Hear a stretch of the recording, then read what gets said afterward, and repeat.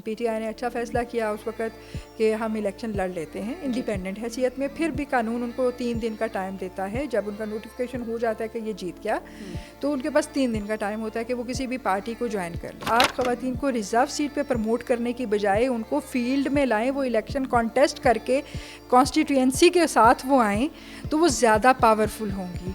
Somehow जब एक खातून बाहर निकलती है ना करने के लिए, तो बहुत सारे लोग शायद मेंटली उस चीज़ को एक्सेप्ट नहीं कर पाते।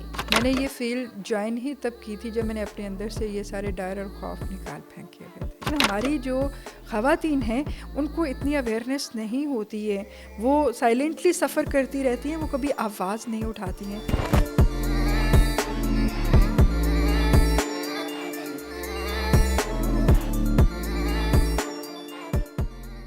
अस्सलाम वालेकुम, this is Maryam Kaivan with the fresh episode of not every woman. हम लोगों ने पीवीसी पे एक हफ़्ते का गैप लिया बिकॉज ऑफ कोर्स एक इलेक्शंस का समा था। एक बहुत बड़ी जिम्मेदारी जो है वो हर किसी ने निभानी थी, अपना अपना रोल उसमें प्ले करना था। और हर किसी की तरजीहात भी वही थी, अटेंशन भी उधर थी, फोकस भी उधर था, और आपका माइंड बस उधर ही होता है। हमारे साथ भी वही था। We were just looking forward to that and we took a break, but we are back. और उसी थीम को आगे बढ़ाते नॉट एवरी वुमन। अच्छा, मेरा आपसे सवाल है। एक फॉर इंस्टेंस गुची या शनेल का बैग है जो आपको $600 का मिल रहा है या $800 का मिल रहा है, और उसी का एक रेप्लिका अगर आपको पाकिस्तान में 2 से 3 हज़ार पाकिस्तानी रुपए में मिल जाए, तो क्या ये ठीक है? मतलब हम तो बहुत खुश होते ना कि हमें वो सेम चीज़ मिल गई। और हम महंगी कोई डिज़ाइनर चीज़ देखते हैं तो दिमाग में सवाल भी यही आता है कि इतना महंगा क्यों भाई। यही चीज़ हम अपने गली के कोने में लेके जाएं तो वहाँ जो चाचा है वो तो यही कढ़ाई करके 2,000-3,000 की पूरी चीज़ बना देते हैं। तो वाई शुड वी पे so much money? But have you ever thought about the creative element? जिस डिज़ाइनर ने बनाया है, जिसका डिज़ाइन है, उसका कॉपीराइट है, मतलब ऑफ कोर्स एक मेंटल फटीग भी गई होगी, काफ़ी सारे फेल्ड एक्सपेरिमेंट्स भी हुए होंगे, उसके बाद जाके एक फाइनल वो बैग सामने आया ना, वो शक्ल सामने आई जो आपको पसंद है। तो क्या उसकी कोई कॉस्ट नहीं होगी? मैं अपना ओपिनियन यहाँ पे नहीं दूंगी। I would like to keep it an open question. आप में से बहुत सारे लोग होंगे जो शायद इस चीज़ से इख्तलाफ करते होंगे और उनको लगता होगा कि ठीक है। लेकिन मुझे पर्सनली लगता है कि कोई वजह तो होगी ना कि बाकी दुनिया के हर मुल्क में दिस इज़ इलीगल, क्योंकि जिस डिज़ाइनर का है उसने एक पेटेंट, एक कॉपीराइट रखा हुआ है। खैर, हम एक ऐसे मुल्क में रहते हैं जहाँ पे बेसिक हकूक़ के हवाले से भी बहुत सारे लोगों को आगाही नहीं है, तो हम इसके बारे में क्या बात करें। But then again the whole concept of ethical responsibility आपके ऊपर क्या आती है? आज से ज़रा इस पर थोड़ा सा गौर डालना शुरू कर दें।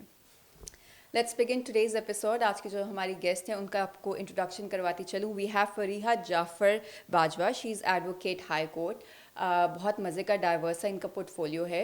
मतलब अभी तो वो लॉ कर रही हैं, लेकिन इससे पहले उन्होंने क्या किया वो अभी मुझे स्टोरी बता रही थी। But let's just go directly to her and ask her कि वो ट्रांजिशन कैसे हुई। अस्सलाम वालेकुम। जी वालेकुम अस्सलाम। जी मरियम, कैसी हैं आप? बिल्कुल ठीक, आप कैसी हैं? गुड, आई अल्हम्दुलिल्लाह। एम श्योर आपका आज बहुत ही हेक्टिक हाँ, स्केड्यूल था। दिन बहुत लंबा हो जाता है जब आप सुबह से कोर्ट्स में होते हैं और फिर आपको डिफरेंट कोर्ट्स में खुद को जाके रिप्रेजेंट करना होता है। राइट। और आजकल ये इलेक्शन और ये जो टेंशन और इतने सारे केसेस चल रहे हैं, उसकी वजह से भी क्या प्रेशर ज़्यादा बढ़ा हुआ है हर किसी? हाँ, उसकी वजह से भी प्रेशर तो है, लेकिन अगर हम रूटीन का देखें तो रूटीन के कोर्ट वर्क्स भी जो हैं वो चूँकि पीछे इलेक्शंस की छुट्टियां भी थीं और फिर उसके बाद कश्मीर डे की छुट्टी भी थी, तो वो एक लॉन्ग लॉन्ग वीकेंड गुजारने के बाद जब आप कोर्ट्स आएँ तो वाकई में काम बहुत ज़्यादा होता वो है। तो सारा रूटीन में पेंडिंग भी काम। है। फिर हाँ। उसके बाद अगर हम इलेक्शन को देखते हैं तो इलेक्शन के बाद इलेक्शन पिटिशंस आ रही हैं, डिफरेंट लोग इसको चैलेंज भी कर रहे हैं डिफरेंट कोर्ट ऑफ लॉज में, तो वो भी एक बड़ी हैसल क्रिएट हुई हुई है क्रिएट कोर्ट्स हुई में। होती है, और वो सारा टेंशन भी, क्योंकि इन्फ्लक्स भी काफ़ी लोग भी कोर्ट्स का रुजू कर रहे हैं, वहाँ पे फिजिकली भी प्रेजेंट होते हैं, रोज़मर्रा की बुनियाद पे काफ़ी सारे, मतलब काम भी बल्कि होते हैं एग्जैक्टली बिल्कुल तो इसी तरह से। और फिर मेरा तो ये है कि मैं लॉ प्रैक्टिस कर रही हूँ, मींस हाई कोर्ट की प्रैक्टिसिंग लॉयर हूँ, तो फिर मेरी बड़ी मुख्तलिफ़ किस्म की फ़ील्ड है। मुझे लोग कहते हैं कि आप कौन सी फ़ील्ड में स्पेशलाइज्ड हैं, क्या फैमिली केसेस कर रही हैं या सर्विस या फिर,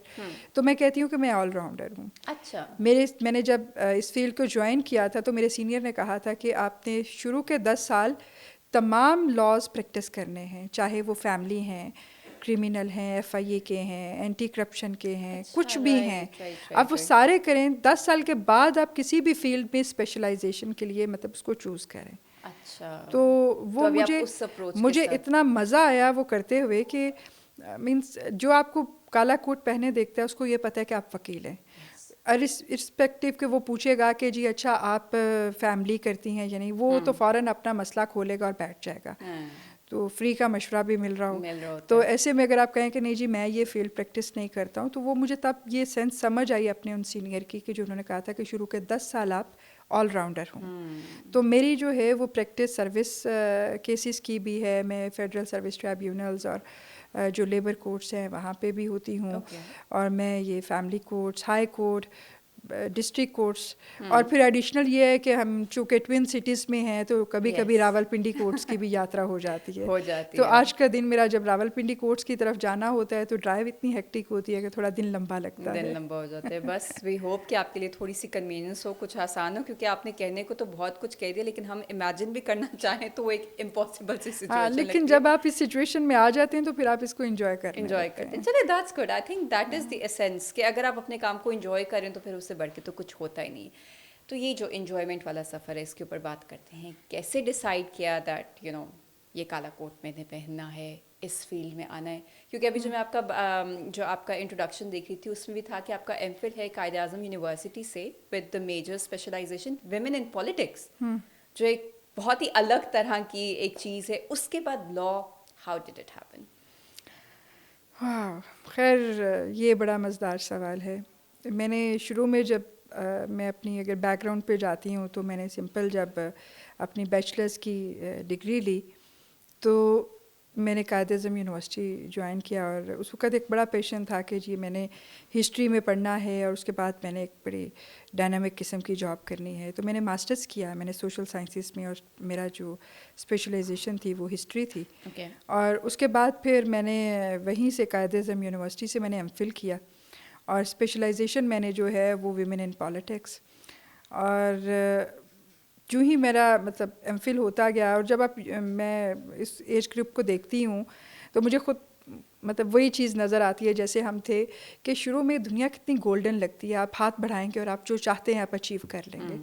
और मुझे याद है कि जो ही मेरी डिग्री होती है एमफिल की, and it was leading to PhD, अभी PhD की मैं तैयारियों में थी कि मैं उसमें करूं, और मैं जॉब हो जाती है मेरी जी। I got appointed as deputy director in ministry of education on BPS 18 and it was like wow, क्योंकि मोस्टली लोगों का तो हाँ, ड्रीम ही होता है। Yes. तो वो कुछ चीज़ें जो बगैर इतनी मेहनत या उसके मिल जाती हैं तो आपको वो इतना वो भी नहीं होता कि अच्छा हमने कुछ अचीव कर लिया। तो मुझे यूँ लग रहा था जैसे मतलब ये तो अभी पहला कदम है। तो वहाँ जॉब करते करते ही मुझे सेकंड टाइम कुछ मेरी फ्रेंड्स थी, उन्होंने LLB के लिए भी एडमिशन्स किए। और तो बस ऐसे ही कुछ दोस्तों के कहने पे मैंने LLB में एडमिशन लिया। इवनिंग क्लासेस, सुबह मैं जॉब कर रही थी एंड आई वाज चूँकि एमफिल किया हुआ था तो रिसर्च में बहुत अच्छी थी, कंसल्टेंट रिसर्च थी UN Women के साथ। Nice. और फिर मैं 2013 से 2018 तक नहीं 2016 तक मैं national commission on the status of women के साथ कंसल्टेंट मीडिया एडवोकेसी भी मैंने काम किया। Okay. और इस सारे दौरान ये हुआ कि जब 4 बजे सब लोग घरों को भागते और हम क्लासेस में भागते, एंड Exactly. सारे दिन की वो जो एनजाइटी, जो टेंशन और वो वर्क प्रेशर, वो सब ख़त्म हो जाता था।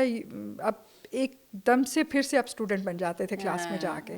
तो बस इवनिंग में LLB किया और जब मैंने उसको प्रैक्टिस मतलब करना था, मुझे बिल्कुल नहीं था कि मैं कभी कचहरी में वकील की तरह जाऊंगी या इस तरह से, यूनिफॉर्म। और मुझे जब तक मैंने इसे पहना नहीं था मुझे नहीं पता था कि यूनिफॉर्म की क्या पावर है। Yes. मैं कहती हूँ कि आप अपनी ख़वातीन को जैसे women in uniform, how much powerful she is, you never know, कि जब आप उसको एक्सपीरियंस करते हैं। तो जब मैंने प्रैक्टिस स्टार्ट की, मैंने कोर्ट जाना शुरू किया, तो डेली आपको कुछ नई नई लर्निंग हो रही है, उसके साथ नई चीज़ें आ रही हैं, तो मुझे बड़ा इंटरेस्टिंग लगा।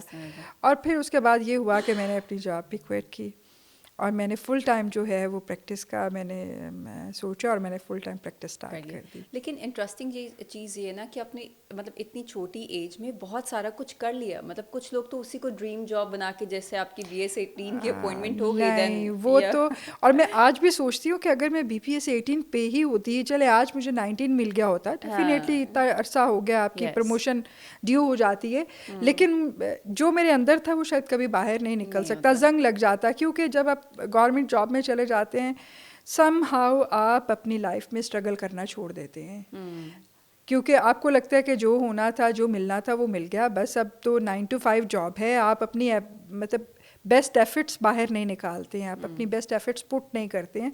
तो इसलिए जब मुझे कोई पूछते हैं ना कि आपने क्या किया है, या मुझे कोई यूनिवर्सिटी के लोग, जैसे हम एलुमनाइज इकट्ठे होते हैं, तुम प्रैक्टिस कर रही हो, तुम एडवोकेट हाई कोर्ट, मतलब हाउ, बिल्कुल टोटली, हाँ कुछ यहाँ कि ये किस तरह से सेटल। तो फिर आपने चैलेंज ही लिया ना, चैलेंज, वो जो यूनिवर्सिटी वाला पॉइंट था, पूरा दिन आप जॉब करो, काम करो, उसके बाद getting into that student zone is a different thing all together. और वो जो एग्जैक्टली आपने टीचर के सामने बैठना, हमने चुप करके बैठना, अपने काम करके असाइनमेंट्स बना के लानी, वो एक पूरी चीज़ हो जाती है ना। तो और फिर हाँ, और मैं कहती हूँ ना कि आप ये शुरू में जो ख्याल होता है कि शायद ये जॉब जो है या ये फील्ड जो है ये बच्चियों के लिए नहीं है, मैं कहती हूँ कि ख़वातीन यूनिफॉर्म में जितनी एम्पावर्ड होती है, वो किसी भी फील्ड में हों, वो अगर फोर्सेस में है, दे आर वेरी पावरफुल। अगर हाँ डॉक्टर कोर्ट में हैं, दे आर वेरी हर उनको आप किसी सूरत भी किसी उसमें काम नहीं कह सकते। और मैं तो जब ये लॉ प्रैक्टिस कर रही हूँ और बीइंग मेंबर ऑफ इस्लामाबाद बार, और वहाँ पे मैं देखती हूँ कि आप ये नहीं कह सकते, क्लासिफाई नहीं कर सकते कि ये वकील खातून है और ये वकील मर्द है। वकील वकील है, एडवोकेट एडवोकेट है, एडवोकेट की आप किसी जेंडर में स्पेसिफाई नहीं कर सकते, और ना ही करना चाहिए कि अच्छा जी आपने कोई खातून वकील जो है, अच्छा वो तो खातून वकील हैं, या उनकी तो ये सारी आपकी जो है वो एक तो जो IQ आपको देता है वो अल्लाह मियाँ देता है, आपकी विजडम जो है वो अल्लाह मियाँ देता है, एक मेहनत जो है वो बंदे के अपने हाथ में है, एक डेडिकेशन आपके अपने हाथ में है। तो आपके ऊपर ये जो एक टैग लगाना, अच्छा जी वो तो वो खातून वकील नहीं है, उसने तो घर भी देखना है, पता नहीं वो मेरे केस को इतना।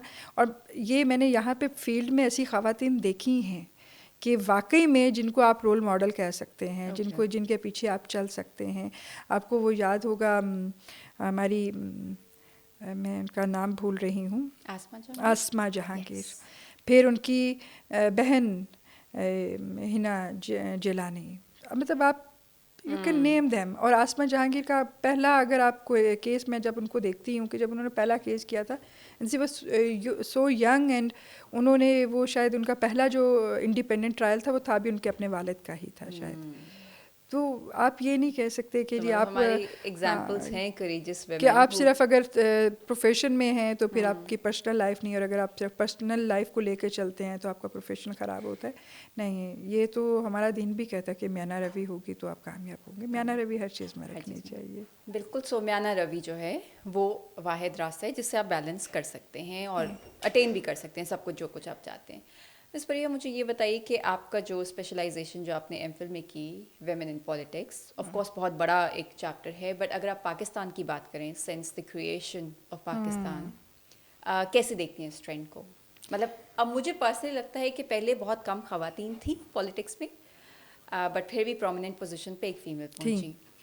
आज बहुत ज़्यादा इन्फ्लक्स है, आपकी नेशनल असेंबली की बहुत सारी मेंबर्स हैं, आपकी MPs बहुत ज़्यादा हैं, बट उस तरीके से इन्फ्लुएंशियल पोजीशन पे फीमेल प्राइम मिनिस्टर वाली चीज़ नहीं आई, ऐसा how do you see that? अच्छा, मैं अगर थोड़ा सा और इसको पीछे ले जाऊं कि विमेन इन पॉलिटिक्स को मैं कैसे देखती हूँ, या विमेन इन पॉलिटिक्स की जब भी बात होती है, या विमेन एम्पावरमेंट की जब भी बात होती है, तो मुझे ये समझ नहीं आती कि किस तरह से कुछ सोशल टैबूज उसको जाके रिलीजन से भी जोड़ देते हैं। तो मैं उसको चीज़ को अगर वहाँ से लेके आती हूँ कि ख़वातीन का रोल इस्लाम में और ड्यूरिंग द लाइफ ऑफ हज़रत मोहम्मद मुस्तफ़ा सल्लल्लाहु अलैहि वसल्लम, और उनके बाद भी आप किस तरह से देखते हैं कि हज़रत आयशा की कितनी जो रावी हैं वो अहादीस की हैं कि वो उनको एक कितना इल्म था और वो कितने सहाबा नबी पाक सल्लल्लाहु अलैहि वसल्लम की लाइफ के बाद उनके पास हदीस के लिए, इल्म के लिए भी जाते थे। फिर उसके बाद अगर हम देखते हैं कि मतलब वो चाहे वो जिन भी मामलात पे हुई या उन चीज़ पे हम बात नहीं करते, कोई कभी तारीख़ हमारी जो है उस पर थोड़ा खामोश है। अगर हम जंगे जमल को भी देखते हैं जिसमें कुछ डिफरेंसेस हुए थे हज़रत आयशा और हज़रत अली रज़ियल्लाहु तआला अन्हा के, लेकिन मेरा कहने का मकसद ये है कि बिल्कुल इस्लाम के फ़ौरन बाद जो था, अगर हम ख़वातीन का रोल हम देखते हैं कि उनका रोल क्या है सोशल लाइफ में, या वो उनका सिर्फ ख़वातीन, या जैसे अभी हम कहते हैं कि अगर हम कोई वीमेन एम्पावरमेंट की बात करेंगे तो पता नहीं कहाँ से घसीट घसाट के मज़हब उसमें घुसा दिया जाता है कि नहीं ख़वातीन को तो ऐसी पोजीशंस नहीं देनी है। फिर उसके बाद जब हम वापस आते हैं थोड़ा आगे चलते हुए हिस्ट्री में, तो इंडो पाक में हम देखते हैं कि हमने ये पाकिस्तान हासिल किया और उसमें हम ख़वातीन का रोल को हम किस तरह से देख रहे हैं, कितना पॉजिटिव सामने आता है। बेगम राना लियाकत अली और फिर फ़ातिमा जिन्ना का रोल, उनको भी हम बिल्कुल नहीं कहीं साइड पे कर सकते। फिर इस्लाम ये पाकिस्तान जब बन जाता है, और पाकिस्तान बनने के बाद आपने कहा कि ख़वातीन का जो रोल था वो भी बड़ा एक प्रोमिनेंट था, वो सामने आई और शाना बशाना उन्होंने साथ भी दिया और पाकिस्तान हासिल हो गया, अचीव हो गया। पाकिस्तान की पहली कौमी असम्बली बन गई। उसमें ख़वातीन का जो है वो कि उनको किस तरह से शामिल करें, खैर उस पर कानून साजी होती है। अब हमारे पास 56 का भी कानून आता है, आइन आता है जो कि बाद में ख़त्म होता है। उसके बाद फिर हमारे पास 65 का आता है, फिर 73 का जो आइन है जो अभी भी हाँ है विद डिफरेंट अमेंडमेंट्स और चीज़ें, तो वो तो आया। आपने कहा, आपने जब सवाल किया तो आपने ख़ुद उसमें रेफ़र किया कि हमारे पास पहली प्राइम मिनिस्टर ख़ातून आई, बेनज़ीर भुट्टो आई। एक बड़ा शानदार किस्म का एरा था। वो सिर्फ पाकिस्तान की पहली नहीं, मैं कहूँगी कि वो पूरी साउथ एशिया में she was the first prime minister women lady. और जिसने ये अचीव किया वो किसी रिज़र्व सीट पे नहीं आई, वो लड़ के आई, वो मैंडेट हासिल करके आई। फिर उसके बाद काफ़ी अरसा ये डिबेट रही, और मेरा जो थीसिस कोट इन कोट अगर मैं देखती हूँ तो I had covered 3 decades from 77 to 2007, जिसमें जनरल ज़िया का दौर भी आता है कि उसके दौर में ख़वातीन का कितना सा रोल और कितना सा रहा और कौन कौन से कवानीन आए उनके लिए। फिर उसके बाद जो हमारे पास बेनज़ीर भुट्टो का और नवाज शरीफ का दौर ऊपर नीचे होता रहा कि वो 2 साल के लिए आए, फिर हुकूमत गिर गई। फिर मतलब ये इसको हम देखते हैं 90 से 1999 तक, और फिर 1999 के बाद जब हम देखते हैं तो that was a Musharraf period, और उसमें बड़ी लेजिस्लेशन हुई थी 2007 तक। तो ख़वातीन का रोल अगर हम उसमें देखें, एक तो ख़वातीन जैसे बेनज़ीर भुट्टो का मैंने कहा कि वो आई, और फिर उसके बाद मैं समझती हूँ कि ये जो लेजिस्लेशन हुई कि रिज़र्व सीट्स आ गई। आपने ख़ुद ये बात कर दी कि ख़वातीन अब तो फील्ड में भी बहुत हैं और फिर असम्बलीज़ में भी बहुत आती हैं, तो किसी बड़ी प्रोमिनेंट सीट पे क्यों नहीं पहुँची। मैं समझती हूँ जब कोई भी खातून बग़ैर कॉन्स्टिट्यूंसी के रिज़र्व सीट पे आती है, और मैंने हमेशा इस पे बात की है कि आप ख़वातीन को रिज़र्व सीट पे प्रमोट करने की बजाय उनको फील्ड में लाएं, वो इलेक्शन कॉन्टेस्ट करके कॉन्स्टिट्यूंसी के साथ वो आएँ तो वो ज़्यादा पावरफुल होंगी। रिज़र्व सीट की ख़वातीन के फ़ंड्स कम होंगे, वो अपनी उनकी कौन सी कॉन्स्टिट्यूंसी को वो कितना वो डेवलप कर सकेंगी, वो उनकी कितनी सलाहियतें सामने आ सकेंगी। इसलिए रिज़र्व सीट से ज़्यादा अगर हम देखें कि इंडिपेंडेंट अगर वो इलेक्शंस लड़के आ रही हैं, कॉन्टेस्ट करके आ रही हैं, तो फिर उनका जो है वो एक मैंडेट पे बैठ के आ रही हैं, तो एक कॉन्फिडेंस लेवल ही और होता है। फिर जो पावर भी और हो, फिर जो रिज़र्व सीट पे आती हैं ख़वातीन, वो फिर उनको अपनी पार्टी के साथ अपनी वो वफ़ादारियाँ निभानी पड़ती हैं। अगर उनका कोई नज़रियाती खातून है तो उनका नज़रिया कोई अपनी पार्टी से थोड़ा डिफरेंट हो रहा है या मैच नहीं कर रहा, तो उन्हें रबर स्टैम्प की तरह यस करना पड़ेगा, otherwise she will be out of the game. अच्छा, तो मतलब ये तो हमें जो पर्सनली लगता है कि देखें ख़वातीन की इंक्लूजन हो रही है, उनके लिए भी सीट्स रखी जा रही हैं और ख़वातीन उसी पे खुश हो जाएं कि देखो you are being a part of this. तो मैं समझती हूँ कि उन्हें जो है वो इलेक्शन कॉन्टेस्ट करने, मतलब हमारी जो पॉलिटिकल पार्टीज़ का एक्ट है इस पे बड़ी डिबेट हुई थी कि क्या इसको अमेंड होना चाहिए। मैं समझती हूँ कि इसमें थोड़ी अमेंडमेंट ये आए कि एटलीस्ट एक सर्टन नंबर ऑफ सीट्स कर दें कि इतनी फीमेल कॉन्टेस्टेंट आपने ज़रूर इतने टिकट्स देने हैं।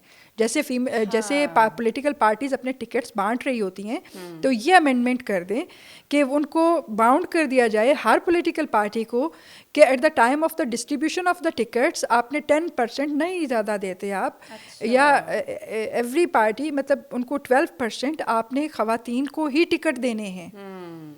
तो इस तरह से जब वो कॉन्स्टिट्यूंसी से आएंगी तो वो they will be more empowered, and वो उनका फिर जो है ना वो मैंडेट पे आ रही होंगी तो वो अच्छे तरीके से अच्छे कॉन्फिडेंट से वो डिलीवर भी कर रही होंगी। दूसरी बात ये कहूँगी कि पहली प्राइम मिनिस्टर ख़ातून पाकिस्तान का होना हमारे लिए हमेशा से बड़ी एजाज़ की बात है। और उसके बाद फिर मैं रेफ़र करूँ कि आपने कहा कि उसके बाद हमें किसी बड़ी पोस्ट पे ख़वातीन नज़र नहीं आई। फहमीदा मिर्ज़ा हमारी कौमी असम्बली की स्पीकर रहीं। She was the first lady female speaker जो थी। उसके बाद शहला रज़ा सिंध की कौमी असम्बली की वो रहीं, स्पीकर भी रहीं। उसके बाद हम रहीला दुरानी साहबा को देखते हैं। बलूचिस्तान मतलब जिस प्रोविंस को हम कहते हैं कि जी वो तो एजुकेशन में भी बहुत पीछे हैं, कल्चर में वो ठीक है बहुत रिच हैं, लेकिन यह है कि इस कल्चर को लेके ख़वातीन के राइट्स को लेके वो इतने वो हैं, लेकिन वो वहाँ की जो कौमी असम्बली, वहाँ की जो सूबाई असम्बली है उसकी स्पीकर रहीं राहिला दुरानी साहब। और मैं उनको पर्सनली जानती भी हूँ और मैंने उनका जो उनका टेन्योर था, टर्म था, उनको बड़ा क्लोजली मैंने देखा। बड़े अच्छे स्ट्रॉन्ग उनके जो डिसीजंस थे और कितना अच्छा वो होल्ड करती थी अपना हाउस जब वो कर रही होती थी मीटिंग हाउस की। तो ये कहना कि ख़वातीन अच्छी पोजीशंस पे नहीं पहुंची। फिर मैं जानती हूँ कि अगर हम पुलिस फोर्स की बात करते हैं तो मिस हेलिना सईद इकबाल पहली खातून जो इतने बड़े ओहदे तक पहुंची थी, खैर अभी तो वो रिटायर हो गई। फिर उसके बाद अगर हम अपनी आर्मी की तरफ जाते हैं तो उसमें एक आपने रिसेंटली देखा भी होगा एक टेलीफिल्म भी बनी थी मैडम, हाँ जनरल निगार पे थे। She was the first female जो इतने हाई रैंक तक पहुंची थी। तो ख़वातीन जो हैं वो अपार्ट फ्रॉम दिस के जी उनको अपॉर्चुनिटीज़ मिल रही हैं, कितनी मिल रही हैं, बहुत जगहों पे और बड़ी अच्छी जगहों पे हमें ख़वातीन नज़र आ रही हैं। तो इसलिए मैं हमेशा बड़ी पॉजिटिव रहती हूँ। मैं कहती हूँ कि ठीक है जी, changes can not come overnight. आप कभी भी एक्सपेक्ट मत करें कि अभी आपने कोई कानून पास किया और विद इन नो टाइम वो कानून इम्प्लीमेंट भी हो जाएगा और आपको उसके समर और असरात नज़र आने लगेंगे। वक्त लगता है लेकिन तब्दीलियाँ आती हैं। हमेशा पॉजिटिव रहें, पॉजिटिव रहना चाहिए। और वही है इंक्रीमेंटल तब्दीली वाला, आहिस्ता आहिस्ता चलें, कुछ तो हो रहा है तो उस पर हमें होना चाहिए। और आई टोटली अग्री। और स्पेशली जो आपने सबसे एक पहले वाली बात की कि how female are coming in the elections of power में भी अब जैसे आ रही हैं रिजर्व सीट्स पे, तो हम तो लिटरली खुश हो जाते हैं कि देखो हर पार्टी ने इतना कोटा रखा हुआ है कि रिजर्व सीट्स पे फीमेल्स को लाएंगे, बट वो फिर फीमेल एम्पावर उस तरीके से नहीं हो रही, ना उनकी अपनी एक्चुअल पोटेंशियल हो रही है, ना वो अपने हल्के के लोगों का उन पे ट्रस्ट है, क्योंकि उनको पता है ये तो चले। हाँ ये तो ये रिजर्व सीट पे है। और रिजर्व सीट पे होना मैं कहती हूँ कि वो पार्टी की बड़ी आशीर्वाद होती है। बेसिकली जो रिजर्व सीट का जो कॉन्सेप्ट उस वक्त दिया गया था, ये जिसकी बेस पे ये लेजिस्लेशन हुई थी कि इतनी ख़वातीन जो हैं उनको अपने हर पार्टी अपने उसके हिसाब से रिजर्व सीट पे इतने लोगों को लेके आएगी, इतनी ख़वातीन को लेके आएगी। कॉन्सेप्ट ये था कि जो हमारी पार्टी की डाई हार्ड वर्कर्स हैं, जो नीचे से काम करते हुए ऊपर तक पहुँचे, जिनका एक विजन है, उन लोगों को भी प्रमोट करें। बट अनफॉर्चुनेटली बहुत सी पार्टीज़ में ऐसा नहीं होता, लोग पैराशूट के ज़रिए भी उतर पड़ते हैं इन रिजर्व सीट्स पे। और पार्टीज़ जो हैं वो अपने उसके लिए, अपने स्वाबदीद के लिए वो ऐसे फ़ैसले कर रही होती हैं। जैसे अभी भी देखते हैं, अभी किसी भी पार्टी के पास क्लियर मैंडेट तो नहीं है, तो अब किस करवट जाके बैठता है ऊँट। अब क्योंकि आप इसी तरीके पे लें, चलिए ऐसा करते हैं, इसमें अपना पर्सनल बायस नहीं लाते, क्योंकि एज अ पर्सन आपका भी एक अपना टिल्ट होगा, मेरा भी एक अपना टिल्ट है, उसको साइड पे रखते हुए अगर कानूनी नज़र से देखें तो ये क्या हो रहा है?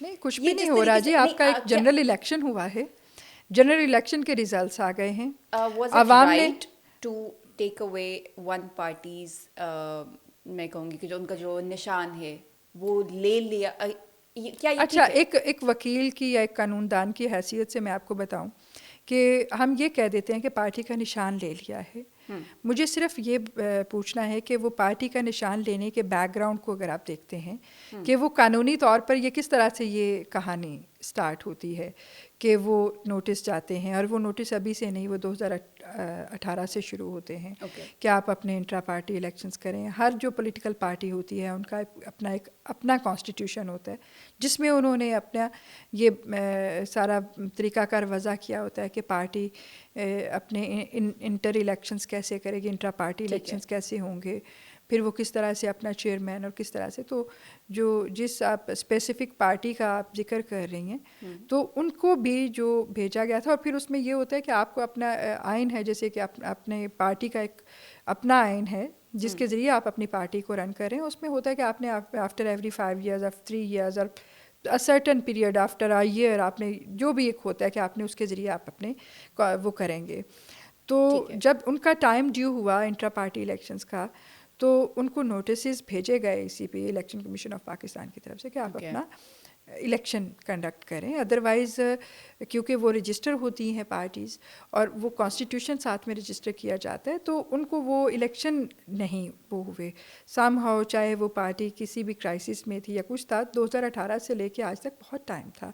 फिर वो इलेक्शंस हुए और वो इलेक्शन एक उसी पार्टी के जो फाउंडर मेंबर थे, जो बानी मेंबर के साथ थे, उन्होंने चैलेंज कर दिए। अच्छा, ठीक है, उन्होंने चैलेंज कर दिए कि भी मैं चूँकि फाउंडर मेंबर भी था, मैंने भी इसमें कॉन्टेस्ट करना था। ये कब हुए इलेक्शन, ये सारा पेपर वर्क हुआ।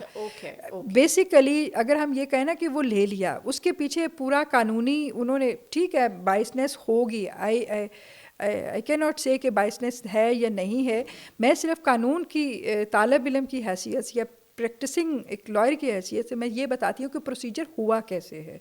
फिर जब वो उन्होंने चैलेंज किया और वाकई जब बुलाया गया और पता चला कि हाँ जी ये तो पेपर्स में थे, तो फौरी दोबारा इलेक्शन हुए इंट्रा पार्टी।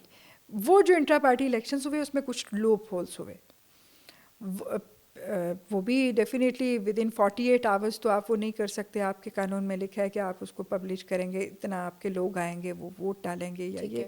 फिर वो चैलेंज होते होते सुप्रीम कोर्ट में गया, फिर हर किसी ने वो टिक्कर भी पढ़े होंगे कि जी चीफ जस्टिस ने ये सवाल पूछा और उनके वकील ने ये जवाब दिया और ये हुआ और ये हुआ। तो ये फ़ैसला बिल्कुल कानून की हैसियत नज़र से सिर्फ देखें तो वो फ़ैसला चलते चलते मतलब उसके स्टेप्स उसके सारे थे कि, और फिर उसमें ये कानून में पहले से है कि भाई अगर आप कोई ऐसी पार्टी है तो आप उसको बैन भी कर सकते हैं अगर वो इन्वॉल्व है इसमें, इस चीज़ में या इस चीज़ में या इस चीज़ में, मतलब वो तो आगे फिर प्रॉपर एक लेजिस्लेशन मौजूद है, उसके तहत ये हुआ। तो बाकी अगर हम उस पर बात करते हैं कि चलें हम ये भूल जाते हैं कि बैकग्राउंड में क्या हुआ है कि एक पार्टी से आप निशान ले लिया या वो कर दिया, तो वो तो कानून को सामने रखते हुए उन्होंने किया। अगर हाँ ठीक है हम कहें कि जी लेवल प्लेइंग फील्ड देनी चाहिए हर किसी को, चाहे वो कोई ठीक है या नहीं है, तो फिर कानून भी तो कोई चीज़ होती है। अगर आप अपना कानून खुद बनाते हैं पार्टी का, उसको फॉलो नहीं करते हैं तो वो भी थोड़ा सा मुश्किल हो जाता है। फिर ये है कि अगर आप उनको, ठीक है सारी पार्टीज़ कोई भी इतना अच्छा और सच्चा नहीं है कि वो सारे अपने इलेक्शंस इतनी फेयर करें जिस तरह से उन्होंने अपना कानून बनाया होता है, तो ठीक है आप सबको प्रॉपर मौका दें इलेक्शन लड़ने का। फिर जब लोग इलेक्शन लड़ रहे हैं, लड़ लिया, फिर आ गए असम्बलीज़ में।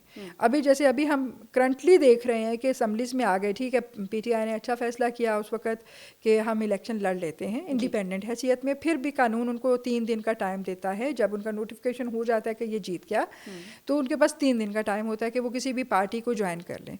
अब इनका क्या अगला लाइन? अब इनके पास देखें there are lot of parties. हम सिर्फ पीपल्स पार्टी, नून लीग या जमीयत इस्लामी या उसको देखते हैं, काफ लीग को देखते हैं, या फिर हम उसको सिर्फ देखते हैं मतलब डिफरेंट जो हमारी ये सारी पार्टी जमातें, इसके अलावा भी कई और जमातें हैं।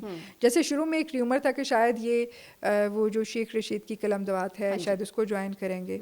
आई नेवर नो, मैं पर्सनली इतना इलेक्शंस में या इन चीज़ों में इतना इन्वॉल्व नहीं होती हूँ, लेकिन प्राइमा फिशाए तो इनको अभी आज किसी पार्टी को ज्वाइन करने का जो है ना वो ऐलान कर देना चाहिए किसी भी एक को, और उसके बाद फिर ये किसी मतलब असम्बली में जब जाते हैं और स्ट्रेंथ में होते हैं। लेकिन अगर ये 3 दिन तक नहीं करते तो फिर ये इंडिपेंडेंट ही बैठेंगे। तो इंडिपेंडेंट बैठने से तो आपकी वो पावर नहीं होगी। और इंडिपेंडेंट में तो हाँ, आपके पास तो इतनी वो भी इसलिए नहीं हाँ, बनती कि इसलिए आप फिर ये है कि इलेक्शन जब ये डेफिनेटली कॉन्टेस्ट कर रहे थे, जब भी कोई भी इलेक्शन लड़ता है तो उसको ये पता होता है वो जीतने के लिए लड़ रहा होता है, कोई भी हारने के लिए इलेक्शन नहीं लड़ता। तो पहले से ये तैयारी होनी चाहिए कि भी हमने कौन सी वाली पार्टी को ज्वाइन करना है। तो ये सारे अभी भी बड़े स्ट्रेंथ में अगर लेकिन जो इकट्ठे होकर आज किसी भी पार्टी सुबह में मैंने चले इनका जाते बयान हैं, सुना, उन्होंने यही कहा कि हम तो किसी दो जो बड़ी पार्टीज हैं उन दोनों के साथ मिल बैठ के बात करने को तैयार नहीं है। नहीं है वो दो बड़ी पार्टीज, वही नून लीग और पीपल्स पार्टी की ही बात की जा रही है। तो क्या ये इंडिपेंडेंट बैक्ड, क्योंकि ये इंडिपेंडेंट बैक थे तो पीटीआई के मेजोरिटी जो इंडिपेंडेंट जीती है, राइट, तो क्या ये उसी पार्टी को आगे लेके नहीं अकेले फॉर्म कर सकते, पावर में नहीं आ सकते? वो पार्टी तो देखें उस पर तो वो बैन हुआ था ड्यू टू वो सारी बातें जो मैंने पहले आपको बताएं। अब आपको जब कोई इंटरम सेटअप करना है, ठीक है, अभी आप फौरी इस पोजीशन में नहीं हैं, आपका जो पार्टी का हेड है या लीडर कहें या बानी कहें वो अभी तक जेल में है, क्राइसिस में है, तो ऐसे इसके लिए आपको इंटरम सेटअप के तौर पे ही सही आपने जब पावर में आना है और अपनी आवाज़ उठानी है तो आप किसी भी पार्टी को मतलब ज्वाइन कर सकते थे, जिसमें बड़ी र्यूमर्स आई, कोई कह रहा था कि वो वहदत मुसलमीन को कर रहे हैं, वो कलम दवात को कर रहे हैं, वो ये कर रहे हैं, वो कर रहे हैं। तो ये अगर सारे मिल के अभी भी एक पेज पे आके वो कर लें पार्टी, तो मेरा ख्याल है कि ये एक बड़ी मेजॉरिटी में है।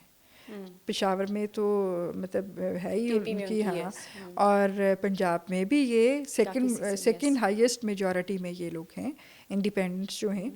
तो अभी जो है ना, बजाय इसके कि नारों के हला शहवा के अगर थोड़ा सा हाज़र दिमागी से करें काम, तो ये एक बहुत अच्छी पोजीशन में है। सिर्फ ये है ना कि वो हमारा एक माइंडसेट बना हुआ है, हम सोशल मीडिया पे ख़बरें पढ़ते हैं, हमें उनका बैकग्राउंड नहीं पता होता, हम बहुत हाहाकार मचाते हैं और उसके बाद हमें नहीं पता होता कि इस एक्चुअली बैकग्राउंड में क्या था या एक्चुअली हमारे पास रेमेडी क्या अवेलेबल थी। एग्जैक्टली नहीं है, मुझे बहुत खुशी हुई है कि आपने ये इनलाइटनमेंट की है, क्योंकि most of the people they don't know कि बैकग्राउंड क्या था, उनको तो लगता है ना बस ज्यादती हुई है। और मुझे लगता है कि बहुत सारे लोगों ने वो मजलूमियत के चक्कर में भी, जो विक्टिम के साथ आप सिंपैथाइज कर देते हो उस चक्कर में भी वोट दे रहे होते हो without knowing the actual story. तो वो आपने बताई कि कानून की नज़र से जो लूप होल्स आ रहे थे वो कैसे आ रहे थे, एंड स्टेप बाय स्टेप ये चीज़ होते होते in the end that decision यहाँ तक पहुँचा, वहाँ तक नौबत पहुँची। और उसके बाद यही कि अभी भी उनके पास वक्त है, अगर वो लिटरली कुछ करें तो कर सकते नहीं, हैं। मैं तो देखें, मुझे कभी भी किसी भी वो पॉलिटिकल पार्टी पे ना इतनी की बहुत ज़्यादा उम्मीदें होती हैं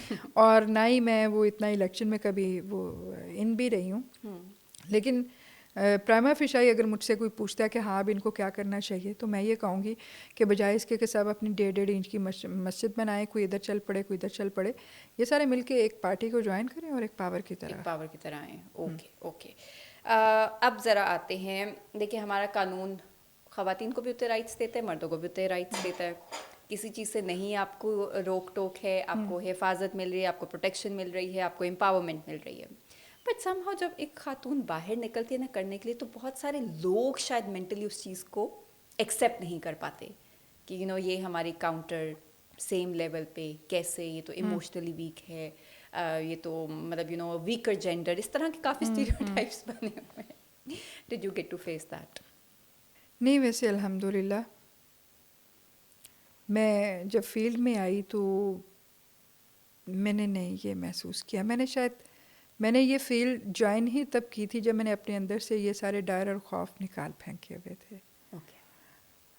शुरू में मैंने बताया कि मैं तो बिल्कुल एक सरकारी सेटअप में थी और फिर उस सरकारी सेटअप से भागते हुए कि आप जो हैं आपको जंग लग जाएगा बैठ के, आप फिर यूएन की तरफ भागे, आप फिर national commission on the status of women की तरफ भागे। वहाँ मैंने ख़ावर मुमताज़ चेयरपर्सन थी, बड़ी डायनामिक खातून, बहुत ज़बरदस्त खातून, उनके साथ काम किया, बहुत सीखा। तो मुझे पता चला कि आप जो है ये नहीं है कि बस ये डिग्री ले ली और एक अच्छी आपको वेल सेटल्ड पोजीशन और जॉब मिल गई है तो वही सब कुछ नहीं है। तो तब जब मैं इस फील्ड में आई ना, तो मैं अपने सारे डर और खौफ और वो सब निकाल चुकी थी शायद। तो मुझे कभी महसूस नहीं हुआ कि कोई, और अगर कुछ इस तरह से महसूस भी हो तो मैं कभी भी साइलेंटली सफ़र करके घर नहीं आती हूँ, मैं चोर को घर तक पहुँचा के उसे आती हूँ।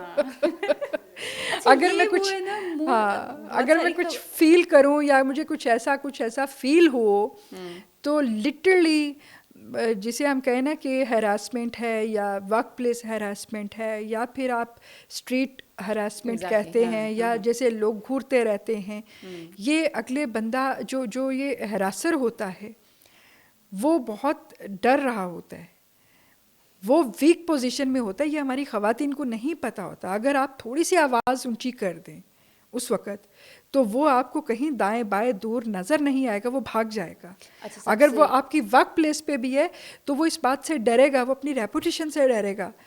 वो हरासर में कहती हूँ सबसे कमज़ोर होता है, लेकिन हमारी जो ख़वातीन हैं उनको इतनी अवेयरनेस नहीं होती है, वो साइलेंटली सफ़र करती रहती हैं, वो कभी आवाज़ नहीं उठाती हैं।